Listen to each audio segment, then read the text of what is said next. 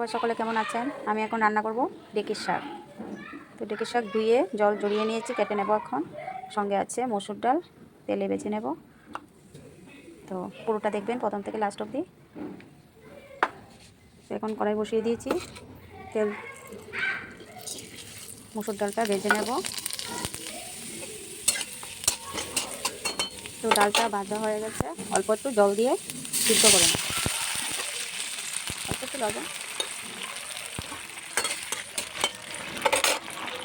তো ডালটা সিদ্ধ হয়ে গেছে, উঠিয়ে নেব। তো দুটো শুকনো লঙ্কা ভেজে নেব, একটি তেজপাতা, পাঁচফোড়ন, শাকটা কাঁচা লঙ্কা, লবণ, হলুদ।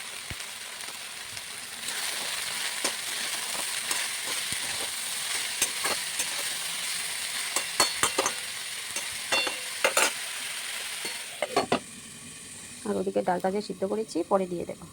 শাকটা ভাজা হয়ে গেলে দিয়ে দেবো।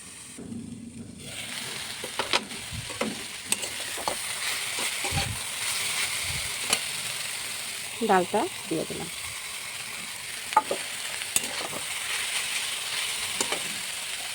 অল্প একটু চিনি দিয়ে দিলাম। শাকে বা যে কোনো নিরামিষ তরকারি একটু চিনি না দিলে ভালো লাগে না, মিষ্টি হলে ভালো লাগে। তো শাকটাকে আরেকটু ভেজে তারপরে ঘি দিয়ে নামিয়ে নেব। বেগুন দিয়ে সিমের বিচি দিয়েও খাওয়া যায়, তো আমি মুসুর ডাল দিয়ে বানিয়ে নিয়েছি শাকটা। তো হয়ে গেছে, এখন ঘি দিয়ে নামিয়ে নেব। তো 1 চামচ ঘি নিয়ে নিই।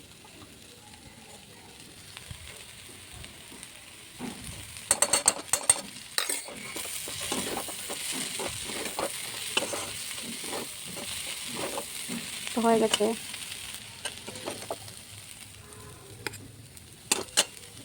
তো কেমন হয়েছে দেখে ভালো লাগলে আমাকে জানাবেন। তো আজকের মতন এটুকুই, টাটা।